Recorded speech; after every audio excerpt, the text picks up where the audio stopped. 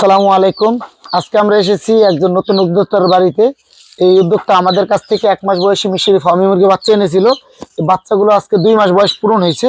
তো এগুলোরে আমরা RDB vaccine রানীক্ষেতের এই ভ্যাকসিনটা দিতে আসছি। সে নতুন, সে প্রথম অবস্থায় ভ্যাকসিনটা কিভাবে করবে জানে না। আমরা তাকে একটু সহযোগিতা করব ভ্যাকসিন দিয়ে।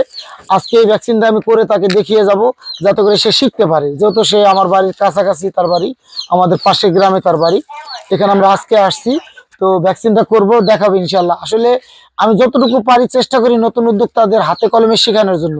তো যারা দূর দূরান্ত থেকে আমাকে ফলো করে, আমার পেজে নক দেয়, তো সবার বাড়িতে তো আর আমার পক্ষে যাওয়া সম্ভব না। তবে যতটুকু যাওয়া সম্ভব, যেটা আমার থানার মধ্যে, আমার জেলার মধ্যে, অতটুকু গিয়ে গিয়ে আমি সেবাটা দেওয়ার চেষ্টা করি। আলিফ ভাই, জি ভাই, কেমন আছেন? আলহামদুলিল্লাহ। আপনি কেমন আছেন? আলহামদুলিল্লাহ ভালো। এই যে আজকে যে ভ্যাকসিন করলাম, আপনি নিজের হাতে একটু করলেন, কেমন লাগতেছে?